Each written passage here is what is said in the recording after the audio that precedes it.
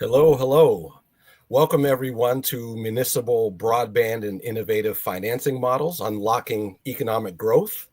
My name is Sean Gonsalves. I'm the comms guy and senior writer for the Community Broadband Networks team at the Institute for Local Self-Reliance.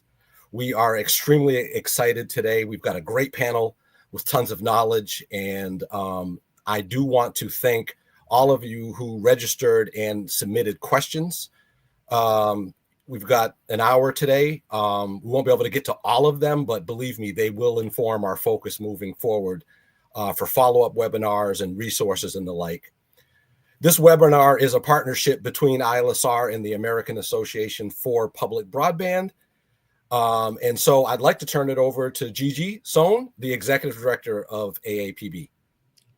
Thanks, Sean, and welcome to everybody who's here. We've had an amazing response to this webinar, and I think it's because it reflects, I would say, my experience over the last year and a half running the American Association for Public Broadband, which represents networks and localities that want to build their own broadband networks.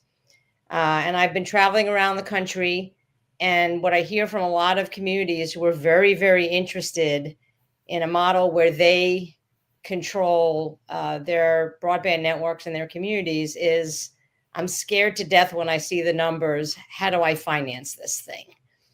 And I'm very grateful to ILSR for partnering with us on this. And I don't think it's going to be the last of a series of webinars. I know it's not going to be the last. We're going to have a series of webinars, and several of them focused on different financing models. So we want to kind of demystify the finance part and try to get communities more comfortable with how they can move forward. Because as I said before, this seems to be the sticking point. Like, people love the idea of being able to have universal access, of having affordable access for those low-income communities that cannot afford it. But when they see the price tag, it's like, the head explodes. So we do have an amazing panel, and I'm going to turn it back over to Sean to start us off. Excellent. Yes, let's dive right in. Really appreciate folks spending, if you're on the East Coast, your lunchtime or around your lunchtime with us. So hopefully as you're nibbling, perhaps you'll really get some real meat out of this. First up is Ernie Statton from the city of Fairlawn. Fairlawn, Ohio. He is the Public Service Department Director there. Really happy to see Ernie and have Ernie join us. So just to sort of set the table a little bit, and Ernie, jump in and correct me if I've got any of some of the background or facts. So Fairlawn Gig is a citywide municipal broadband network that the city built and operates. You are a city that does not have a municipal electric utility, a city of about 10,000 or so. It's a retail operation that began around 2015. Now, when I first learned about Fairlawn Gig, I was drawn to something that the mayor said, which was that I believe he went overseas on a trip and was talking to businesses about possibly locating in Fairlawn. And over again, he was asked, what's the telecom infrastructure like in Fairlawn? Is it adequate to meet our needs? And I believe also some local businesses were really clamoring for better connectivity. The city, as I understand it, asked the regional provider there if they would partner with the city to build out a citywide network. I'm guessing they didn't exactly laugh in your face, but ultimately the answer was no, they wouldn't be doing that. So you reach this point of, if we want this, we are going to have to build it ourselves. And of course, pretty soon after that, the city had to answer this question of how are we going to pay for it. So can you walk us through how the city thought about and determined the financial path forward? Sort of how did the city pay for it?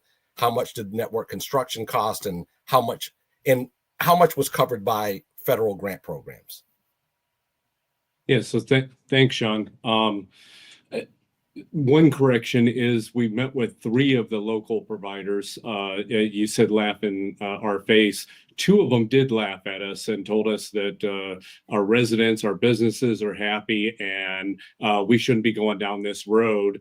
The third one then just tried to talk us out of eventually going down the road. As a side note, it's been a good thing that they did laugh at us because of what we built, and we can use it in the future. If there's any, I know a lot of communities are worried about the mudslinging that would happen from providers. That was one way to defeat it because, hey, we went to you and we asked you to do this, and we were willing to write you a check. So the network in general was $10.1 million for the outside plant and for the small data center that we put in the Department of Public Service. And we did go out and get general obligation bonding through the Port Authority here in Summit County. So we did finance all of it.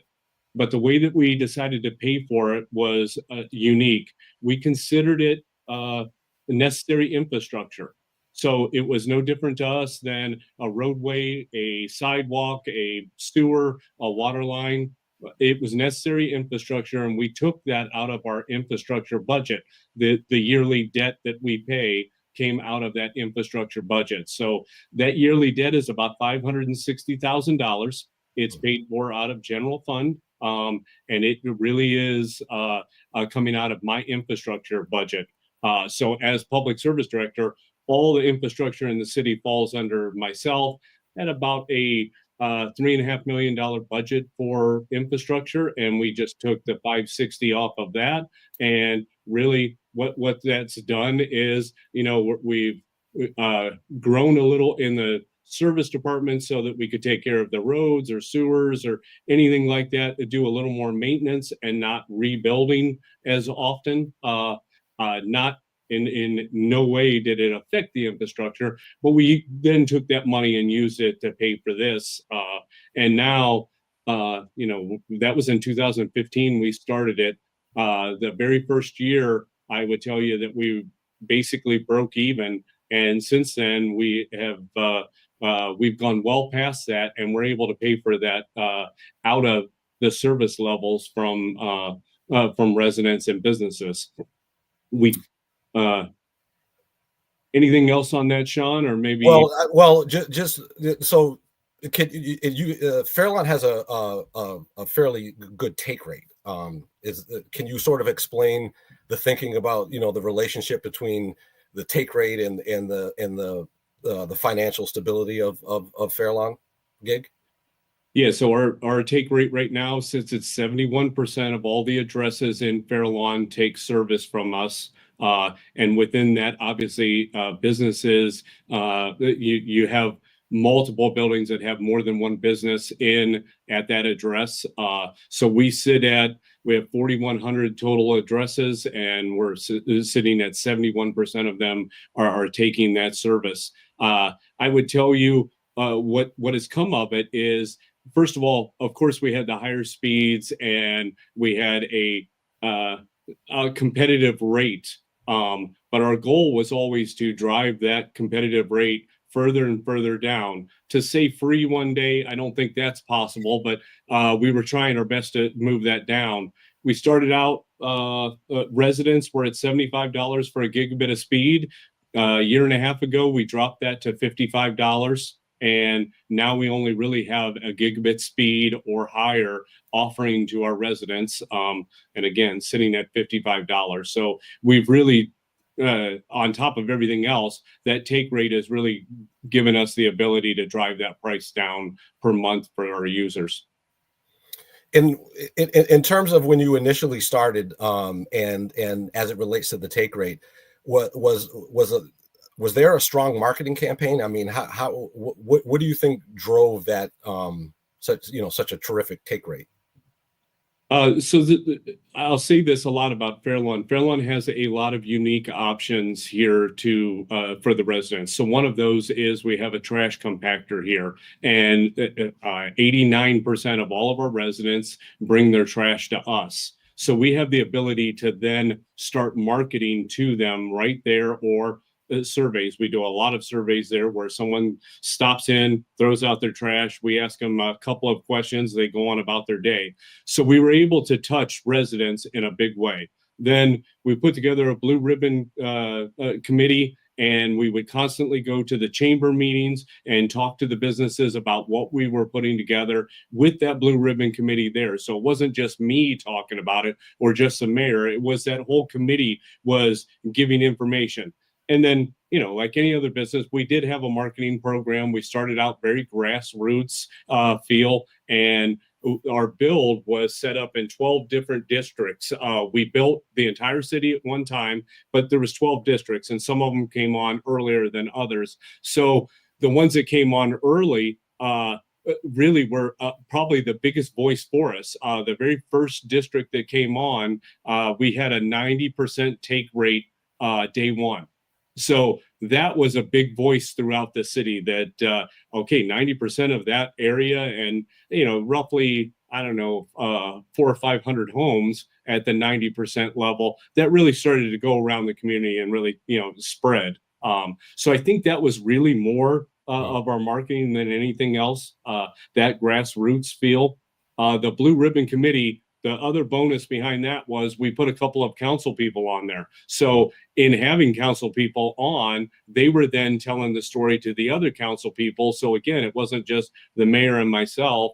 And we had 7 different pieces of legislation for Fairlawn Gig, and all 7 were voted unanimous yes when we took it to our council. So that, I think that Blue Ribbon Committee was very important, instrumental in what we started here. Thank you, thank you. So let me just ask, you know, one more question, and then we'll get to FX, and just so folks that are here know, we're going to bring the entire panel back at a certain point with some follow-up questions. So you'll hear more from Ernie. But Ernie, one more question before we go to our next guest is, do you think there were any unique factors about the city's financial situation or the business community or the demographics that put Fairlawn in a position to build and operate the network? Like you know, you have this budget for, you know, for having roads, and how did you position yourself? Yeah, so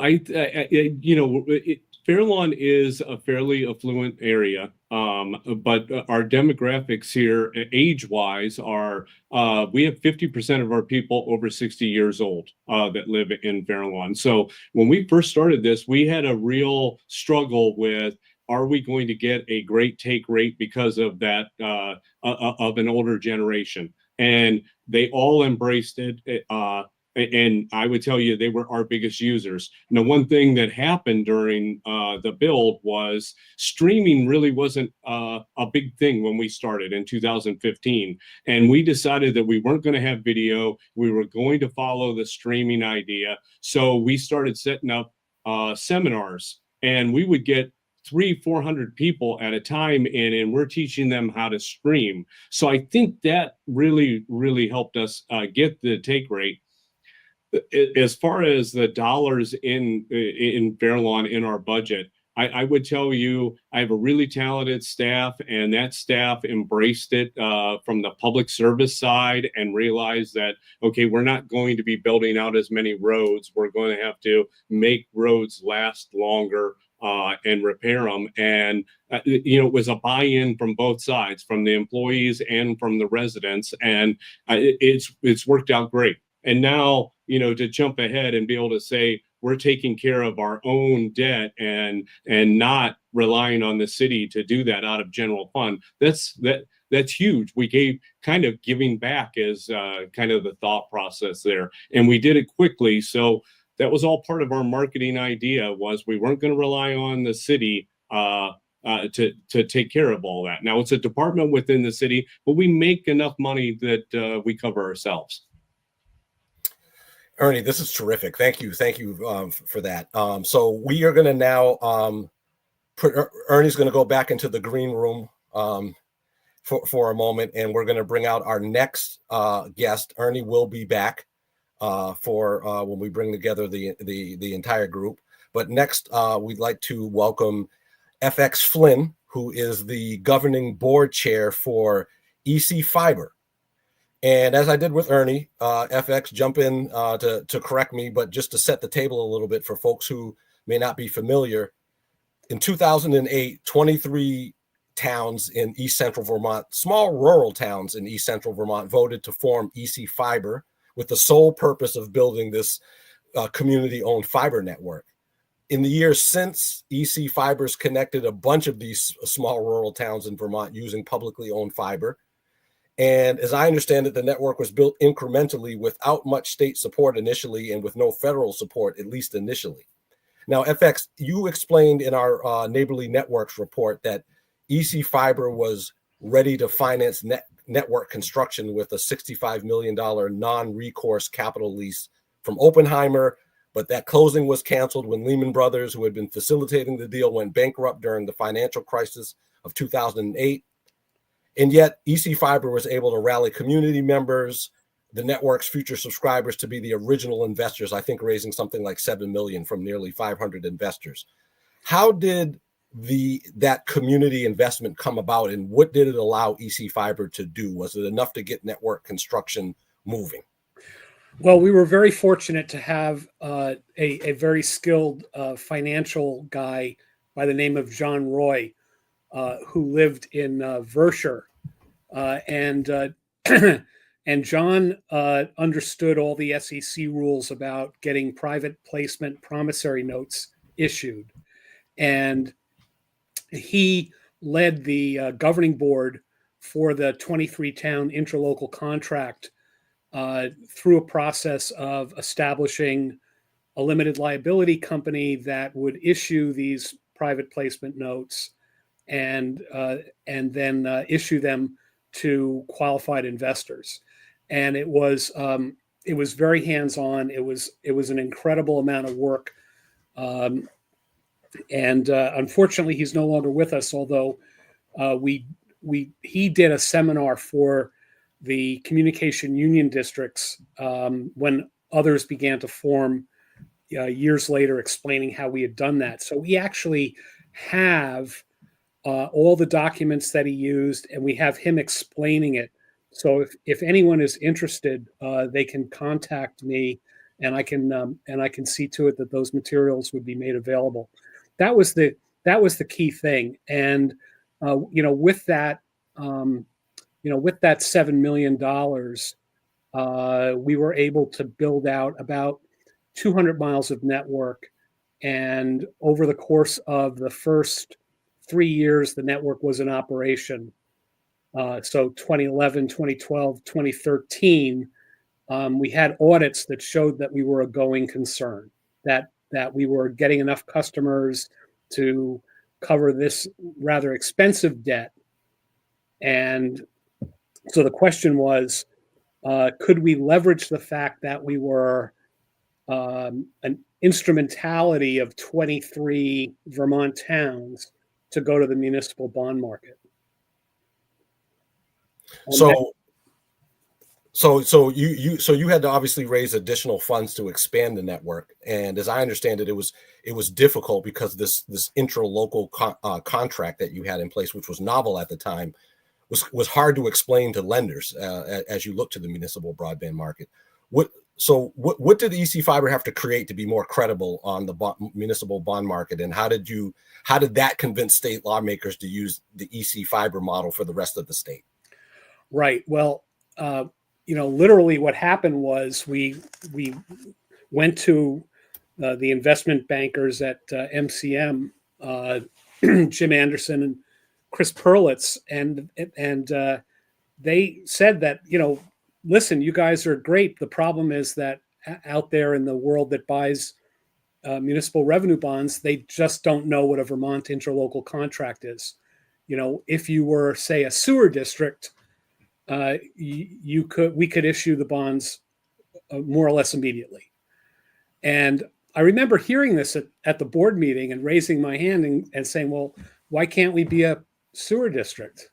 I mean, right? And so there was a lot of laughing, and then the chair disclosed that in fact, the executive committee had been talking about it and had decided that we should draft a law and go to the state and ask them to create to allow for the creation of telecommunications districts.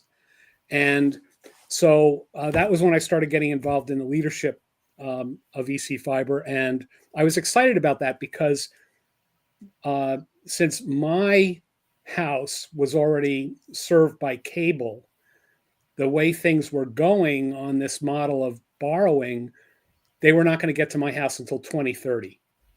Okay. And so this is 2015. Well, by being able to go to the municipal bond market, I actually got my service in 2023.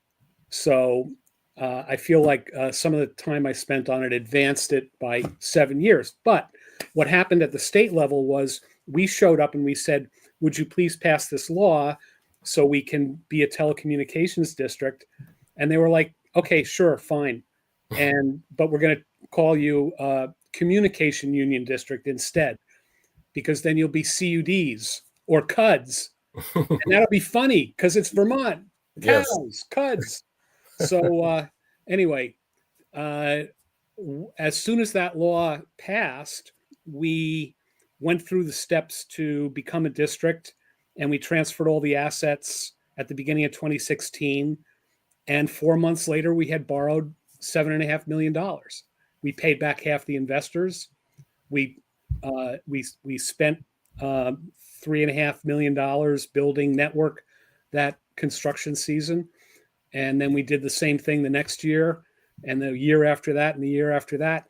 And, you know, for those of you who are interested, there is a website that you can go to and you can see all of our bonds, all the documents that we had to produce for the bond.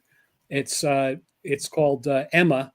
And when you go to it, it looks like this. All right. So this is emma.mrsb.org. And you look for the East Central Vermont Telecommunications District. There are all our bonds. You can dig in. You can find the documents and read up on it. So, you know, ever since then we have been going mostly on a town by town basis, filling in the gaps, you know, from our initial build, where we would focus on building where the investors lived, to being more comprehensive. And we finished with the original 23 towns in 2023. We admitted 8 new towns up in the north and 1 down here in the south in 2020. And we're finishing these 3. I didn't realize I had the old screen on this particular application. But trust me, this is all green now, except for the 4 towns up here. So almost exactly a year ago today, EC Fiber got some good news, or some news, I should say, from Standard & Poor Global, the nation's preeminent credit rating agency. Tell us what that news was, how it happened, and what it's meant for EC Fiber. Yeah, well, we made financial history because we were the first municipal revenue bond to get an S&P rating for an entity that is not regulated, does not have geographic exclusivity, and for which the government doing the issuing does not have general taxing power. Our special purpose municipality has no ability to property tax or income tax or sales tax. We have none of that. And we have no ability to go back to the towns and say, we had a shortfall, you're on the hook for X amount of money. The only thing that we have are the revenues from our business. And those revenues are pledged first and foremost to paying the bonds. So we're paying about $5 million a year in debt service, and our bonds require that we show EBITDA of 1.25 times our debt service. That means that basically we have to show a net profit of $6.25 million every year, and we're doing about $1 million a year in revenue, right? $1 million a month in revenue, and you know, things are pretty stable, and we're looking forward to getting our network finished and getting our customer count up to the 15,000 customer range, and at that point, we'll be able to start investing in other areas of the business. Right now, we're pretty much a residential play. Thank you for sharing that. It's a fascinating story what's gone on with EC Fiber in Vermont. I encourage folks to take a look at our Neighborly Networks report that FX and others were that we were able to have access to put that together. So let's now turn it over to Gigi so we can talk to some finance folks. And again, everyone is going to be coming back together after the one-on-one discussion for some more general questions. Well, thanks, Sean. And I just love hearing the success stories. And there's a lot of them. And I hope over the coming year we'll be highlighting a lot more. So so I have been tasked with talking to the finance folks. And the first person up is Laura Lewis, who I consider like the guru of the municipal broadband bond market. And Laura is a principal and owner of LRB Finance Advisors, which was founded in 1995. And Ms. Lewis has served as a financial advisor on over $1 billion in tax-exempt and taxable municipal bond transactions for numerous local governments in the state of Utah. In the past year alone, she's personally served as the financial advisor to Riverton, West Valley, Orem, Ogden, South Jordan, and others, in addition to serving as a financial advisor to Utopia Fiber, which I'm sure almost everybody on this webinar has heard of, which serves many more cities in Utah and also elsewhere. So I'm going to start with you, Laura. Again, thank you so much for coming and participating. So you financed multiple municipal broadband builds. So from a lender's perspective, what does a community need to do to position itself to finance construction going to the bond market? And can you give us an example of what that process looks like? Sure. First of all, thank you very much for having me. This is something I'm passionately excited about. I've been involved in municipal fiber to the home since about 2004, when Utopia, which is also an interlocal cooperative, like you heard about a minute ago, interlocal cooperative of 11 cities. And it's done great things for those cities, and in terms of economic development and helping their citizens. And so I just love this. I love to see it expanding, and so I appreciate the opportunity. Prior to specifically answering your question, I want to let those know that are listening that you don't have to do it alone. I can't even begin to tell you how overwhelming that I know it is. I've seen my clients, sort of do the deer in the headlights of, where do we start? But you do need a champion of the fiber system, and someone that, has some staying power, because this doesn't get done overnight. And it really is persistence prevails. When all else fails, you just have to keep at it. And the other thing is, you don't have to do the financing all at once. It is expensive, but it can be phased. So, keep that in mind as well. I think the first thing that any entity needs to do that is considering this is to hire experienced professionals to assist you with the various elements where your community may be lacking expertise. I mean, you may have like the fiber guru, sitting in a desk somewhere, but that's relatively few and far between. So you need to think about it from a technical perspective, from a legal perspective, and from a financial perspective. And the good news for those of you that don't know it is many of those, not all, but many of those professionals will work with local governments with the idea that they will get paid when the financing gets completed, so when the bonds are issued. Now, that is not going to be true for entities that you may need to hire to do cash flow projections, to do your initial construction cost estimates.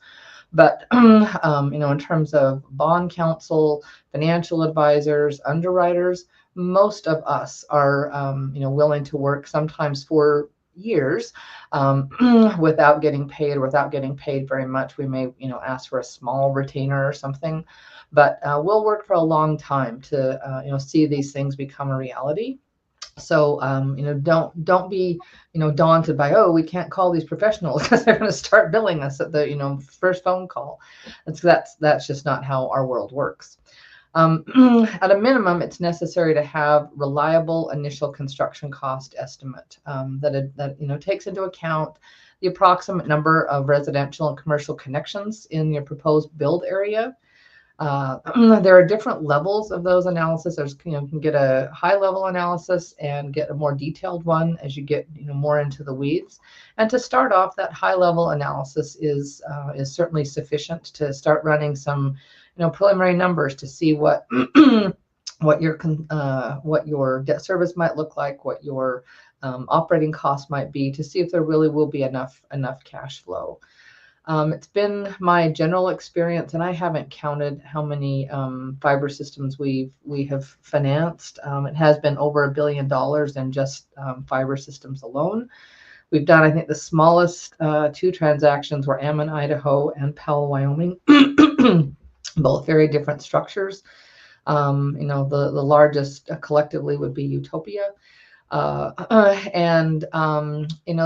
is economies of scale. I would say ideally you probably need to be able to hit about 5,000 passings in terms of residentials and businesses on a combined basis. So if you're a community of 1,000 homes, maybe you would need to consider doing something where you join with other cities or the county or whatever is in your area. So the high level estimate will be great as you move forward in the process. It'll get more and more refined. There are different deployment models that you'll need to consider. Is it going to be open access? That may drive the need for a different system architecture, will impact the cost. Again, that's why it's important to get those professionals on board early. And you'll need to decide whether the city will want to be an internet service provider.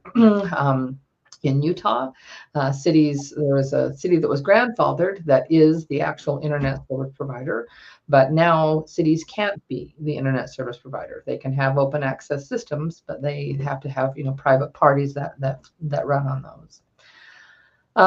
Your construction entity, will also give you a good understanding, hopefully, of how long it will take to build the system and when the first fiber footprint will be completed. And you'll need to know that so we can start estimating what the revenues will be. We'll spin off the cash flow needed to pay the debt. In our world, we do have the ability to fund interest for several years, and so typically we can structure it so that the first payment from cash flow isn't due until about 3.5 years from the time the construction's done. That should give adequate time, weather permitting in some areas, should give enough time for the infrastructure to get deployed, both the mid-mile and start connecting homes, so that you have, the revenue from the system to start paying the debt. You'll need, a good understanding of what the competitive market looks like. Most everybody knows because everybody uses, fiber in their daily life. So you'll have a sense in your own community, is there a high level of dissatisfaction? Can people get the speeds they need? Does it drop often? What's the current cost? And those things kind of guide the cash flows. And what the sensitivity is around what you can charge per month. You'll need to identify what options are both legally and politically available for the community to financially support the proposed project if needed. It does not have to be a full backstop. I've got, a plethora of examples. I could talk for hours. I know nobody wants me to, but about the different, options that we have used in the past. You can put, and maybe a local government's willing to put in some upfront cash. That can, be treated like a equity type of contribution. There could be a limited duration or a limited amount in terms of a debt backstop that the local government may be willing and able to do. There could be, or they could agree to fund a reserve that could be hit if there's, some delay in payment. So there are all kinds of things that can be done. And yes, we have in some cases finance systems that are secured without any community contributions. It's typically better in terms of getting a lower interest rate from the get-go if we do have some type of community support. But if you don't, or legally you can't, it doesn't mean it's it's over and you have to put your pens down and go away.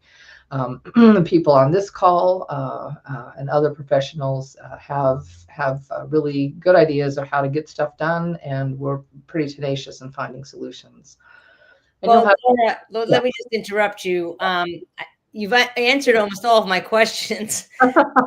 Well, let me just ask one last one, because we do have to move on to our next speaker soon. So I think you've alluded that a city doesn't have to get all its debt from one place, right? No, not at all. Exactly. And I love the way you walked us through all the questions that a community has to think about. And I do have to promote AAPB's handbook, Own Your Internet, How to Build a Public Network. It's on our website, which talks about a lot of the questions a community has to ask itself before it moves forward. But could you just talk for a few minutes about what a capital stack is and how it works?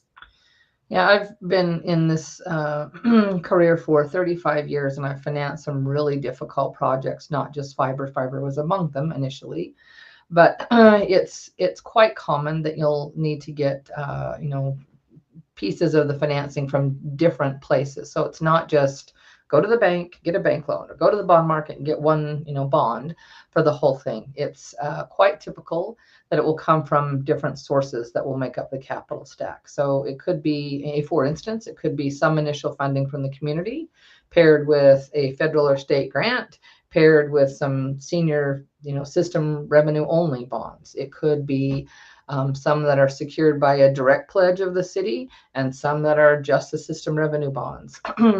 So it means that we can access different entities, different parts of the market to make one comprehensive financing come together. They will be issued at different interest rates. It's likely, depending upon which piece in that capital stack is taking the higher risk relative to the system revenues. Thank you, Laura. Thank you so much. We are going to need to move on to our next speaker, Eric Rex, who is the Vice President at KeyBank Capital Markets. Eric joined KeyBank Capital Markets in 2013 and is currently a director primarily focusing on the expansion of the firm's digital infrastructure practice by assisting clients in accessing the tax-exempt and taxable fixed income capital markets. Over the past 12 years, Eric has had the responsibility of structuring and executing tax-exempt and taxable bond transactions to finance digital infrastructure, investor-owned utilities, municipalities, state-level issuers, and public power districts by serving on over $10.8 billion of bond offerings. So we're talking big money. So Eric, welcome. And could you talk a little bit about who you've worked with to finance builds just quickly? Sure. Yeah. And thank you for having me. So as you mentioned, that of that $10.8 billion worth of projects, about $1 billion of that have been for broadband related projects. We've, not to be repetitive with Laura, but we've also served as a long-term financing partner for Utopia and UAA in Utah as they've built out and expanded their network. And then also throughout that relationship, we've served as the underwriter on their transactions that we call their project city builds as well. We've also worked with Mapleton in Providence City in Utah. And then lastly, we've worked with Yellowstone Fiber, which is a 501c3 located in Bozeman, Montana. We've not done deals yet for them, but I'd like to highlight we're currently engaged with the Golden State Connect Authority, which is a 40-member county service organization in California, which is tasked with bringing high-speed broadband to its constituents in rural California. And why I wanted to highlight that is because it'll be a great example of providing internet using a mix of grants from the state, but also bond proceeds. And why I say that is because the projects couldn't be built with just the grant dollars alone. There just isn't enough. and they could not be financed purely with bonds because the revenue isn't projected to be high enough to make those debt service payments. So, there's a lot of talk, as you're well aware, of grants in this market. And so it'll be a good example of both, achieving a project with both grant dollars and bond funded proceeds. Great. And what are the common concerns that you hear from cities and towns when they talk about bonding for network investments? I mean, what do they express to you as their biggest challenges, their biggest fears? Well, as you can appreciate, there's certainly none of these projects are ever the same, but a lot of the concerns remain consistent or constant, some of which Ernie and FX, touched on earlier. I would say first and foremost, state legislation is always a concern when you're bonding for these projects. Is the transaction legally allowed under state statute? Another common one is who's going to own the asset, right? If they're looking at a P3 structure, is the city going to own it? Is the private partner going to own it? And then who's going to pay that debt? A lot of times we hear, what all is a security pledge? I know, again, FX and Ernie touched on some of how they pay for their bonds, but in our experience, we've done some that are system revenue only. We've done some transactions where there's a tax back, what we call secondary pledge, whether that's a sales tax, a franchise fee, which is a tax on energy. And then there's hesitancy with that, right? Because then you have taxpayer considerations. There's political risks of not getting the stakeholder support.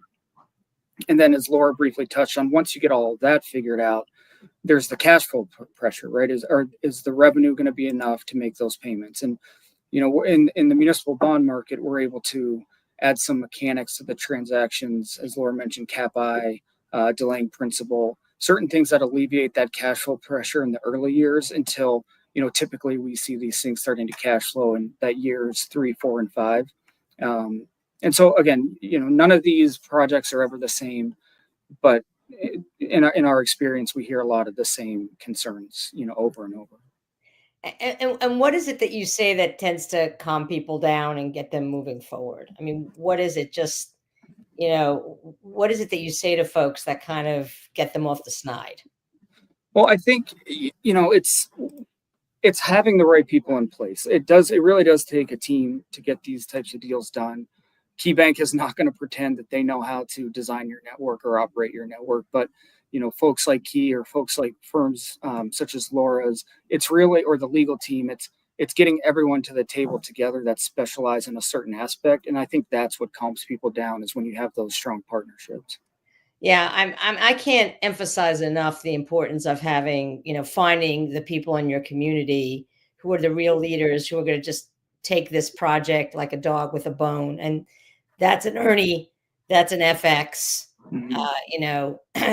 There are folks all over the country who they're going to do it and they're going to make it happen no matter what. When I think education is key also, we've sat in some city council meetings where local stakeholders, stood up, not necessarily an objection, but to raise some of these concerns, but it wasn't a valid concern because it was a misunderstanding, right? And so I think education to stakeholders is huge because, at least from the bond investor standpoint, if you don't have that local support, that does spook investors a little bit. So that's paramount in getting these transactions done. That's a great point. So one last question for you, Eric. Have you seen a situation where the network wasn't working out and they had to adjust the debt or make changes? And is this an existential crisis for a city or a town? Yeah. So yes, the short answer is yes. For a long time, or a little bit before my time when I started at Key, my boss worked alongside with Utopia as well. And there was an issue where, the middle mile was built out, connections were starting, but there just wasn't enough connections to make the revenues cash flow and to pay the debt service. So, KeyBank as the financing partner, as I mentioned, we bought those bonds in on our balance sheet, which provided Utopia additional funds to continue making connections. And frankly, it's been full steam ahead ever since. I like to use this example because the best part of the story is in 2022, we were able to remarket those bonds, given where interest rates are, back into the capital markets.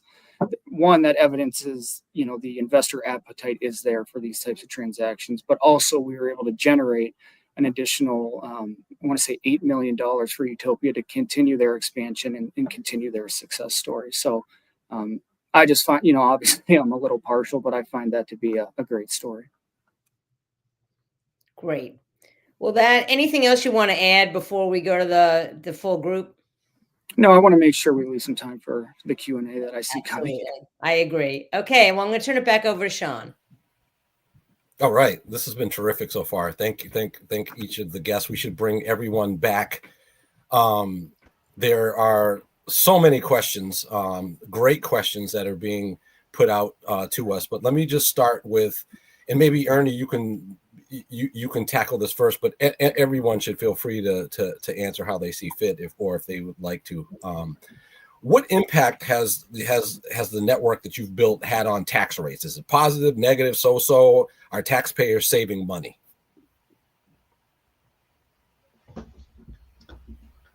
You're on mute. You're muted, Ernie. Sorry about that.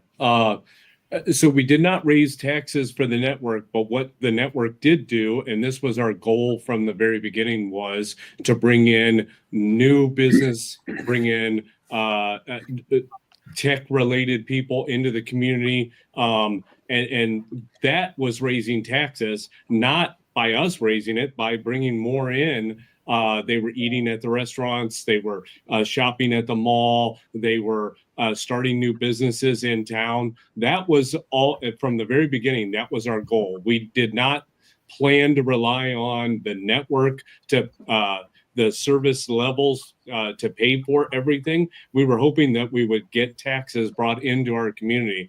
Right off the bat, we saw a cybersecurity firm move from Cleveland into Fairlawn. We had one from Israel move into Fairlawn, and then a lot of really small businesses like public accounting or law firms moving in. And that obviously, with high payrolls, even though it's a small amount of people, the high payrolls then of course increase taxes in the city. And one last thing about the whole idea of it is we started giving service in 2016. Since 2016, we haven't had 1 year below 8% raise in rates of home sales.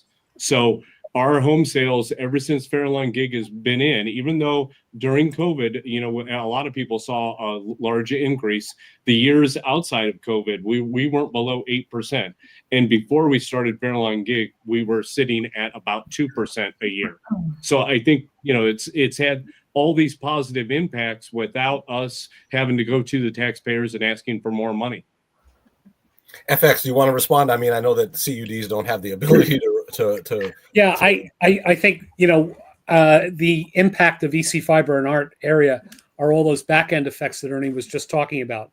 Increased home values, increased people coming in who are earning higher because they're involved with jobs that require the internet. I mean, Vermont's got a big housing crisis, frankly, and a lot of people are getting priced out. And there are times when I'm like, oh, what was I involved with doing, right? But I think that it's all going to work out in the end.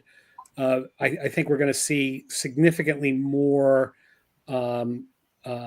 businesses in our area as opposed to others that are going to still be years behind us in terms of putting modern world-class broadband out into these towns of 500, 1,000 people. And I know that in my own town, where we have overbuilt Comcast, and now the folks in the town of Hartford here, which is where White River Junction, Queechee is located, those folks have competitive choice, and that means that that they're not locked in, and they're not subject to the pricing games that can be played.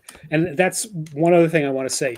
When we first started serving customers in August of 2011, our basic service was 5 megabits symmetrical, 5/5 for $72 a month, which was fantastic compared to dial-up. Since then, we have never raised our price for basic service. Okay, it's still $72. However, now it's 100 over 100, and so in effect, we have foregone what inflation would say should be a $90 a month price, and we've increased the service by 20 times. And I think that's the long-term future here, is that we will inevitably become not only the best technology being provided for internet service, but also the least expensive. Thank you. Let me throw out a question here that Laura and Eric, I think probably you guys should have at this.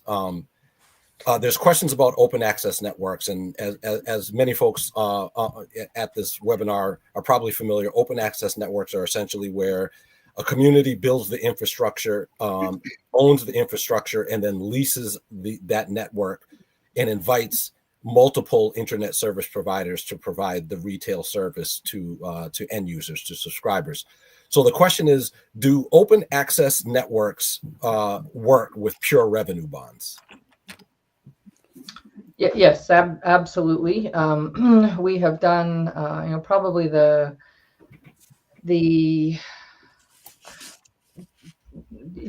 UIA has some separate issues that it's done, but when UIA started out, it's a sister organization to Utopia, and when it started out, its bonds were 100% backstopped. But as that system has grown, we continue to water down, that backstop with the additional issuances, and that all of that debt is completely covered by system revenues and in this open access. I would argue that in many ways it's probably better, because if someone for whatever reason doesn't like service provider ABC, they can choose service provider DEF, and so you have more people out there marketing, more ginning up more interest in the system.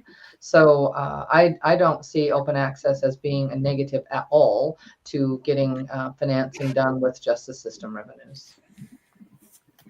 Yeah, I agree, and I would just add to what Laura said is, even though a lot of the UIA and Utopia or UIA debt is backstopped by that pledge from the municipality dollar for dollar, that pledge has never had to be drawn upon. So said another way, the system revenues have been able to make the debt service payments. And then the last thing I'd say is the transaction Laura and I worked on for Yellowstone Fiber is revenue only bonds, which is also an open access network. So just case studies that it is viable. I would say in a rural area like ours, where the population density and the travel times are great, that it cannot work because multiple different providers would not be able to make enough just to do maintenance and customer support. So I think I think that model does not work in rural areas. I would agree. There does need to be a certain economy of scale or a certain number of customers to make that work. That's a very fair comment. Excellent. So let me ask this, because I think this is something that I've got a couple more questions, and we've got a few minutes, so we should be able to get to them. But are network investments the costliest thing that cities or towns invest in?